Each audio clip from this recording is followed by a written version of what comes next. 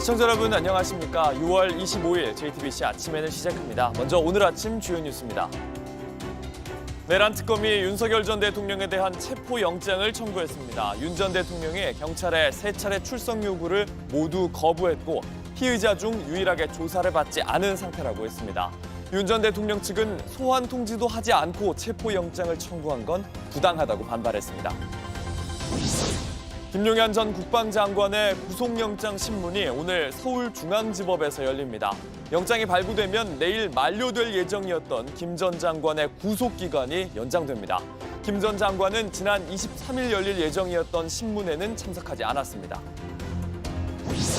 김건희 여사의 숙명여대 석사 학위가 취소됐습니다. JTBC가 논문 표절 의혹을 제기한 지 3년 반 만입니다. 이에 따라 국민대도 김 여사의 박사 학위 취소 절차에 들어갔습니다. 어렵게 프로야구팀에 지명된 신인 선수들의 투지가 화제가 되고 있습니다. 공에 맞아 피를 뱉으면서도 끝까지 뛰어 팀 승리에 기여하고 데뷔전 이후 연속 최장 무실점 행진 신기록에 도전하기도 했습니다. 조은석 내란 특검이 특수 공무집행 방해 등의 혐의로 윤석열 전 대통령에 대해 체포영장을 청구했습니다. 수사 개시 엿새 만에 강제 수사입니다. 윤 전 대통령 측은 소환 통지도 하지 않고 체포영장을 청구한 건 부당하다고 반발했습니다. 체포영장이 발부될지 이르면 오늘 결정될 걸로 보입니다. 이재승 기자입니다. 내란 특검이 윤석열 전 대통령에 대한 체포영장을 청구했습니다. 수사 개시 엿새만 경찰로부터 사건을 넘겨받은 지 하루 만입니다. 체포영장은 어제 오후 5시 50분 법원에 접수됐습니다. 윤 전 대통령은 앞서 경찰의 3차례 출석 요구를 모두 거부했습니다. 특검은 다른 피의자들은 모두 조사를 받았는데 윤 전 대통령은 조사에 응하지 않은 유일한 사람이라고 설명했습니다. 6월 23일 사건을 인계받은 특검은 사건의 연속성을 고려하여 조사를 위해서 체포영장을 청구하게 된 겁니다. 윤 전 대통령은 공수처 체포영장 집행 당시 경호처를 동원해 다중의 유력으로 공무집행을 방해한 혐의를 받고 있습니다. 또 비화폰 기록을 삭제하라고 지시한 혐의도 적용됐습니다. 특검은 수사에 속도를 내겠다며 끌려다니지 않겠다고도 강조했습니다. 특검은 수사 기한에 제한이 있고 여러 사항에 대한 조사가 예상되는 바 끌려다니지 않을 예정입니다. 이에 대해 윤 전 대통령 변호인단은 특검 조사에는 적극 응하겠다는 게 윤 전 대통령 입장이라며 특검이 단 한 차례 소환 통지도 하지 않고 체포영장을 청구한 건 부당하다고 반발했습니다. 체포영장 발부 여부는 이르면 오늘 결정될 것으로 보입니다. 체포영장이 발부돼 집행이 이뤄지면 특검팀은 48시간 안에 윤 전 대통령에 대한 조사를 마치고 구속영장 청구 여부를 결정해야 합니다. JTBC 이재승입니다. 내일 구속기간이 끝나는 김용현 전 국방장관의 추가 구속 여부가 오늘 중으로 결정됩니다. 내란 특검이 공무집행 방해와 증거인멸 교사로 추가 기소하면서 영장 발부를 요청한 건데요.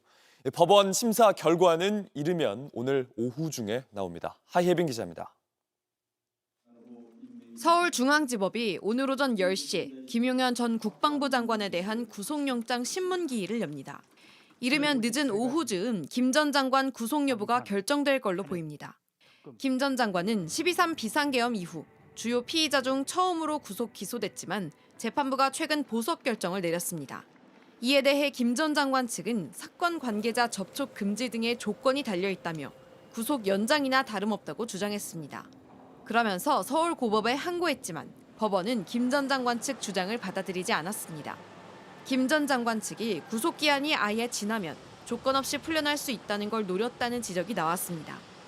이러는 사이 조은석 내란 특검팀이 구속영장을 다시 발부해달라고 법원에 요청했습니다. 김 전 장관은 지난 23일 1차 신문기일에 출석하지 않았습니다. 김 전 장관은 내란 특검이 준비 기간 동안 기소를 했다며 집행 정지까지 신청했지만 이 역시 기각됐습니다. 이후 벼랑 끝 전략으로 재판부 기피 신청까지 했습니다. 기피 신청을 한 이유는 공정한 재판을 받지 못할 염려가 있다라고 판단했기 때문에 그렇습니다. 특검팀은 김 전 장관의 증거인멸 우려를 담은 의견서 등을 어제 법원에 제출했습니다. 김 전 장관의 1심 구속 기한은 6개월로 내일이면 만료됩니다. JTBC 하예빈입니다. 윤 전 대통령은 12.3 계엄을 경고성이었을 뿐이라고 주장해 왔습니다. 이걸 반박하는 증거는 계엄 실패 이후 중과부적이었다. 우리가 원하는 결과가 되진 않았다. 이렇게 말하는 김용현 전 장관의 육성 파일입니다. 김 전 장관은 평생 쓴 적이 없는 말이라고 부인했는데 관련 수사 보고서엔 이 녹음이 존재하게 된 과정이 정리돼 있었습니다. 여도현 기자입니다. 윤석열 전 대통령은 경고성 계엄이라고 줄곧 주장해왔습니다. 처음부터 저는 국방장관에게 이번 비상계엄의 목적이 대국민 호소용임을 분명히 밝혔습니다. 그러나 김용현 전 장관은 계엄 해제 후 정군 지휘관 회의에서 중과부적으로 결과가 우리가 원하는 결과가 되진 않았다고 말했습니다. 실행을 전제로 작전을 폈다는 걸 보여주는 결정적 발언입니다. 김 전 장관은 검찰 조사에서 중과부적이란 표현을 평생 쓴 적이 없다며 부인했습니다. 하지만 이후 녹취가 있다는 사실이 드러나며 인정할 수밖에 없었습니다. JTBC 취재 결과 검찰이 해당 발언이 녹음된 경위를 수사 보고서로 정리한 것으로 확인됐습니다. 정군 지휘관 회의 녹음은 회의록 작성 등을 담당하는 방첩사 대위가 했는데 비상계엄 당일 밤 11시 47분 방첩사 대령이 상황이 엄중하니 녹음하라 지시했습니다. 이렇게 녹음된 첫 녹음 파일엔 합참 측에서 지작사, 특전사, 수방사만 남고 다른 사령관은 모두 차단하겠습니다. 말하는 내용을 끝으로 녹음이 중단됩니다. 계엄을 주도한 사령관만 빼고 나머지에겐 관련 사실을 은폐하려 한 정황으로 볼 수 있는 대목입니다. 그리고 4일 새벽 3시 20분 합참 측으로부터 다시 장관이 할 말이 있으니 다 들어오라 했고 녹음이 다시 시작됐습니다. 그리고 전체 재생 시간 5분 3초의 녹음 파일엔 김 전 장관의 중과부적 결과 모든 책임은 장관이 노력을 치아야 한다는 중요한 발언이 녹음됐습니다. 녹취록의 존재를 뒤늦게 알게 된 김 전 장관은 헌재에서 발언을 인정하고 계엄이 최소 2, 3일은 갈 것이라 생각했다고 말했습니다. JTBC 여도현입니다. 새 정부 인수위원회 격의 국정기획위원회가 검찰의 업무 보고를 또다시 미뤘습니다. 이미 한 차례 중단됐다가 미뤄졌던 건데 또다시 다음 주로 미뤄졌습니다. 수사권, 기소권 분리 등 정권의 핵심 공약에 대해 제대로 된 개혁안을 마련하지 않았다는 건데 앞으로도 마찰이 예상됩니다. 윤정식 기자입니다. 검찰의 국정기획위원회 재보고가 또 연기됐습니다. 지난 20일 있었던 업무보고는 도중에 중단된 데 이어 이후 오늘로 다시 잡은 일정도 또 취소된 겁니다. 국정위는 지난번에는 보고 시작 30분 만에 내용이 부적절하다며 검찰 보고를 중단시킨 바 있습니다. 수사기소 분리라든지 아니면 기소권 남용에 대한 폐해를 어떻게 해결할 것인지 문제에 대한 관련된 공약들이 있는데 검찰이 가지고 있는 현재 권한을 더 오히려 확대하는 방향으로 업무보고가 된 것이 아니냐. 그리고 오늘로 예정됐던 업무보고 전 미리 받아본 검찰 측 보고서를 검토한 결과 이번에도 내용이 크게 달라지지 않았다고 판단한 겁니다. 그동안 국정위는 새 정부 공약에 맞춰 검찰의 수사권과 기소권 분리를 골자로 한 개혁안을 요구하고 있습니다. 그러나 검찰은 국가의 범죄 대응 역량을 떨어뜨린다는 이유로 이에 미온적인 태도를 보여왔습니다. 국조위는 오늘 일정을 취소하고 다음 달 2일로 보고를 연기했다고 밝혔습니다. 그러나 검찰이 수사권과 기소권 분리에 협조가 아닌 사실상 저항을 하면서 양측의 마찰이 거세지는 것 아니냐는 관측이 나옵니다. 한편 대통령실은 사법제도 비서관에 이진국 아주대 로스쿨 교수를 내정한 것으로 알려졌습니다. 이 내정자는 이재명 대통령이 민주당 대표이던 지난해 총선 공천관리위원 등으로 활동했습니다. JTBC 윤정식입니다. 온라인에서 화제가 된 뉴스, 화제가 될 뉴스를 골라 전해드립니다. 아침엔 소셜픽입니다. 이재명 대통령이 국민과 직접 소통하겠다면서 국정에 관한 질문을 남겨달라고 부탁했습니다. 국민적 관심이 큰 사안이라면 대통령이 답변하겠다고 했습니다. 어제 이재명 대통령은 소셜미디어 X에 국민 사서함을 공개했습니다. 이 대통령은 국민의 목소리를 직접 듣고 현장에서 답을 찾겠다는 약속, 국민 사서함을 통해 실천하겠다고 덧붙였습니다. 이름과 연령대, 질문 분야를 고르고 전하고 싶은 질문을 남길 수가 있습니다. 이 국민사서함 구글 폼을 통해서 접수를 받는데요. 이 밖에 정부가 공식적으로 정책 제안을 받는 플랫폼도 있습니다. 지난 18일 국정기획위원회가 마련한 국민소통 플랫폼입니다. 23일 기준 매일 13,000명 정도가 접속을 하고 있고 1,877건의 정책 제안을 받은 상태인데요. 국정기획위원회 매주 2번씩 이 제안들 분류해서 정부와 각 부처의 국정과제를 수립하는 데 반영하겠다는 계획입니다. 이 소통 플랫폼에 이름을 정하는 데만 4,500건 넘는 제안이 있었는데 온라인 투표 결과는 모두의 광장으로 정해졌습니다. 이 투표와 논의를 바탕으로 공식 명칭을 발표할 예정입니다. 국민소통 플랫폼 명칭 공모와 관련해서 현재 온라인 투표가 마감이 됐고 해서 내부 선정 회의를 거쳐서 25일 경에 이제 발표할 생각인데요. 그래서 중국 남서부가 폭우로 큰 피해를 보고 있습니다. 다리가 무너지면서 거대한 트럭에 타고 있던 운전자가 가까스로 구조됐습니다. 没信号，都没信号，我们也没有信号。你命大啊，兄弟啊，这个危险啊，只能要等消防来了。 현지 시간 24일 아침 중국 구이저우성의 다리가 폭우로 인한 산사태로 무너져 내렸습니다. 화물차가 매달려 있는 아찔한 상황에서 운전자가 구조를 요청합니다. 차 안에서 1시간 넘게 버텼던 운전자, 홍수 피해 때문에 현장에 나가 있던 구조대의 도움을 받아서 구조됐습니다. 다행히 다리 붕괴로 인한 인명피해는 없는 걸로 알려졌습니다. 이 지역 곳곳에선 계속되는 폭우로 홍수 피해가 잇따르고 있는데요.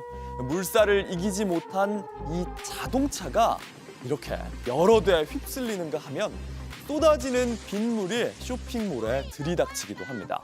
거리는 완전히 물바다가 됐고 이미 주변 하천은 30년 만에 최고 수위를 기록했습니다. 5월 하순부터 내린 비 이번 주까지도 더 계속될 걸로 예측되면서 중국 정부는 지역 주민들에게 대피할 것을 지시했습니다. 미국이 이란의 핵시설을 파괴하기 전에 이스라엘은 이란의 군 지휘부를 제거하는 작전을 벌였습니다. 이 과정에서 이스라엘이 어떤 작전을 벌였는지 파악할 수 있는 전화 통화가 보도됐습니다. الان تنها پیشنهادی هم که به تو میکنم هم میتونم بهت پیشنهاد کنم 12 ساعت وقت داری که پاتو بگیری با زن و بچت فرار کنی. 어제 워싱턴 포스트는 이스라엘 정보기관이 이란의 군 관계자들과 통화한 내용을 보도했습니다. 전화 통화가 이뤄진 시점은 13일로 이스라엘이 이란의 핵시설과 군 관계자를 공격한 때입니다.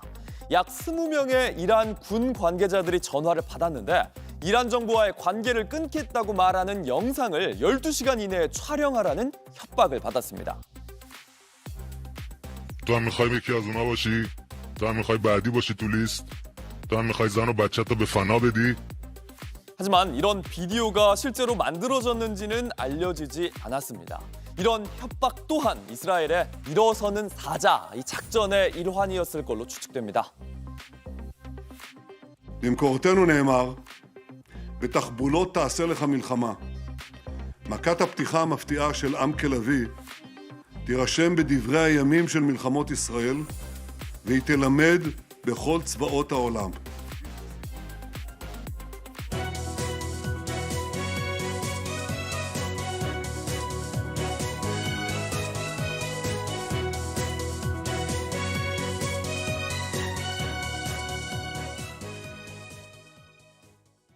이스라엘과 이란이 휴전하겠다고 말했지만 하루도 지나지 않아서 미사일을 발사했습니다.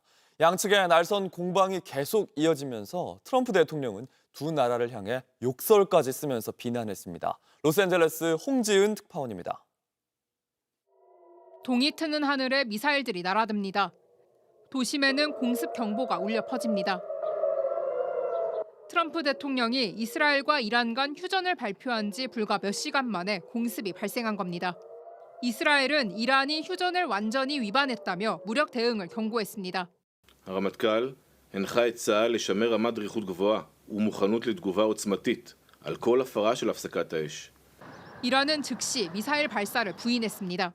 오히려 이스라엘이 먼저 공격을 멈추지 않았다고 반박했습니다. این رژیم متجاوز حریم هوایی کشور را با پهپادهای خود نقض نموده و از صبح امروز تا کنون برخی از نقاط کشور را مورد تعرض و هجوم قرار داده است. 완전한 종전을 선언해온 트럼프 대통령은 욕설까지 써가며 양측의 적대 행위를 중단하라고 촉구했습니다. We basically have two countries that have been fighting so long and so hard that they don't know what the they're doing. Do you understand that? 내내 업적을 치켜 세워주던 이스라엘에게 마저 마음에 들지 않는다며 공개적으로 불만을 드러냈습니다. 특히 이란 최고 지도자의 생사를 언급하며 압박 수위를 높였던 트럼프 대통령은 정권 교체는 원하지 않는다는 입장도 밝혔습니다. 어렵게 이뤄낸 휴전 합의를 지키기 위해 안간힘을 쓰는 모습입니다. 이는 핵 개발 지연 등 집권 2기 주요 외교 성과를 굳히고 중동 문제에 깊이 얽히는 것을 피하기 위한 것으로 풀이됩니다. 하지만 미국의 비핵화 압박에도 이란은 핵 활동을 멈추지 않겠다는 입장이어서 사태가 다시 악화될 수 있다는 우려도 커지고 있습니다. 로스앤젤레스에서 JTBC 홍지은입니다. 이재명 정부 초대 국무총리 후보자로 지명된 김민석 후보자에 대한 인사청문회가 오늘까지 이어집니다. 여야가 합의에 실패하면서 사상 초유 증인 없는 청문회에 대한 책임 공방이 이어졌는데 야당은 김 후보자에 대한 의혹을 집중적으로 공격했습니다. 황예린 기자입니다. 김민석 국무총리 후보자의 인사청문회에선 공개된 수입보다 지출이 6억 원가량 많았다는 점이 야당의 공격 대상이 됐습니다. 김 후보자는 축의와 조의금, 출판 기념회를 통해 모아진 돈이었다는 기존 해명에 더해 처갓집으로부터 받은 생활비도 있었다고 설명했습니다. 아내는 생활을 하면서 생활비에 굉장히 어려움을 겪었고 그래서 생활비로 혹은 200, 300 이런 식으로 이렇게 받은 것이 제법 되는 것 같은데 그렇게 해서 받은 게 2억 이상이 되는 것 같습니다. 조의금 1억 6천만 원, 두 차례 출판기념회 수익금 2억 5천만 원과 결혼 축의금 1억 원을 처갓집에 보낸 뒤 나중에 다달이 처가로부터 생활비로 2억 원가량을 지원받아 시간을 두고 6억 원의 돈이 마련됐던 거라고 설명한 겁니다. 그러자 야당에서는 김 후보자의 해명이 계속 바뀌고 있고 해명이 국민 눈높이에 맞지 않다고 공격했습니다.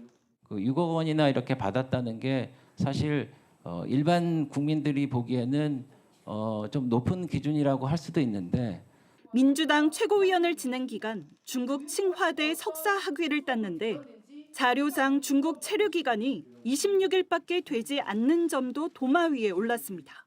실제로 없는 비행기 편도 탄 걸로 감안해서 하더라도 저 날짜에 후보님이 학위 과정에 존재했던 날짜는 26일만 중국에 존재를 하고 있고요. 실제로는 의원님께서 계산하신 것과 달리 총 148일이 체류가 되어 있는 것을 말씀드릴 수 있고요. 김 후보자 자녀의 이른바 아빠 찬스 의혹에 대해선 자녀 본인의 능력이라고 밝혔습니다. JTBC 황예린입니다. 논문 표절 의혹이 제기됐던 김건희 여사의 숙명여대 석사 학위가 3년 반 만에 취소됐습니다. 이 석사 학위가 취소되면서 곧바로 국민대도 김 여사의 박사 학위 취소 절차에 들어갔습니다. 이희령 기자입니다.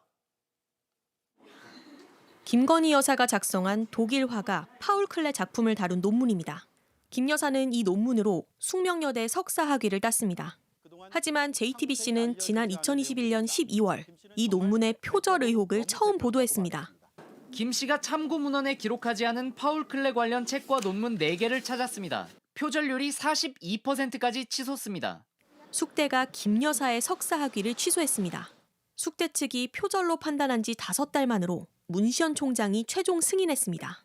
재학생들은 다행이라면서도 학교 측의 반성이 필요하다는 반응을 보였습니다.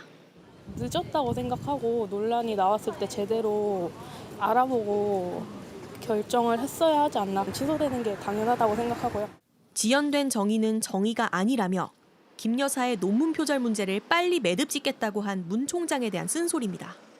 문제를 제기해온 동문들도 학교가 그동안 학위 취소 결정을 미루다 대선이 지나서야 발표한 걸 두고 비판의 목소리를 냈습니다. 좀 이렇게 끌어진 것에 대해서는 학교가 좀 책임감을 좀 느끼고 좀 사과의 말이라도 해야 되는데 그런 내용들이 하나도 없어서. 남은 건 국민대학교에서 받은 디자인학 박사학위 취소입니다. 고등교육법에 따라 박사학위 과정 입학 자격은 석사학위를 가지고 있는 사람으로 규정돼 있습니다.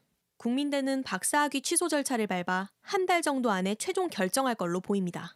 김 여사의 학위가 취소됐다는 사실은 본인에게 직접 통보될 예정입니다. JTBC 이희령입니다. 올해 프로야구에선 90번대로 문을 닫고 프로 선수가 된 신인 선수들이 매섭게 활약하고 있습니다. 견제구에 맞아 피를 뱉어내면서까지 2루로 내달리는가 하면 아쉽게 불발됐어도 데뷔 이후 연속 최장 무실점 프로야구 신기록까지 도전했습니다. 이혜원 기자가 그들의 스토리를 전합니다. 투수의 견제구에 옆구리를 맞고도 일단 2루로 뛰었습니다. 그리곤 피를 뱉어냈습니다. 구급차에 실려가 정밀 검진한 결과 폐출혈 진단까지. 장두성은 열흘여 시간이 걸려 재검에서 문제가 없다는 확인을 받았습니다. 이번 주 2군에서 한두 차례 뛰어보고 1군으로 돌아올 예정입니다. 사실 장두성의 헛슬 플레이는 간절함이 만든 습관이었습니다. 윅스몸을 날리면서 장두성이 한 점을 막아냅니다. 2018년 전체 93순위로 간신히 프로 무대에 턱걸이했습니다. 주로 대주자로 나서며 어느덧 프로 8년 차. 황성빈이 다치며 찾아온 기회, 그걸 놓치고 싶지 않았습니다. 앳된 얼굴의 이 선수, 2년 전엔 고교생 시구자였습니다. 긴장해서인지 마운드에서 미끄러졌던 성형탁은 지난해 96순위로 기아에 입단했습니다. 지금은 기아 역사에 한 줄을 남겼습니다. 신인 데뷔전 이후 연속 최장 무실점 행진, 이젠 프로야구 신기록까지 넘보고 있습니다. 시속 140km 초반대 공을 뿌려 구속은 그저 그렇다는 평가를 받았었지만 공을 던지고 싶은 곳에 제대로 넣을 수 있는 제구력으로 타자들을 무력하게 만듭니다. 이를 악물고 기다리고 있었습니다. 엄마 아빠 나 야구 선수 됐다. SSG 박시우 역시 데뷔 첫 승을 올리기까지 꼬박 5년이 걸렸습니다. SK 와이번스 마지막 선수 지명하겠습니다. 인천고 투수 박시우 선수 지명하겠습니다. 2020년 신인 지명에서 전체 100번, 이른바 문을 닫고 프로 선수가 됐습니다. 지금은 SSG 선발 투수로도 이름을 올렸고 올해 이미 4승을 챙겼습니다. JTBC 이혜원입니다. 날씨입니다. 오늘은 전국이 흐리고 가끔 비가 오겠습니다. 예상되는 비의 양은 5mm에서 최대 30mm입니다. 비는 오후부터 점차 그치겠습니다. 낮 최고 기온은 서울 25도 등으로 중부지방은 어제보다 3도에서 4도 낮겠지만 남부지방은 어제보다 더 높겠습니다. JTBC 아침엔을 마칩니다. 내일도 7시 반에 아침을 열겠습니다. 시청해주셔서 감사합니다.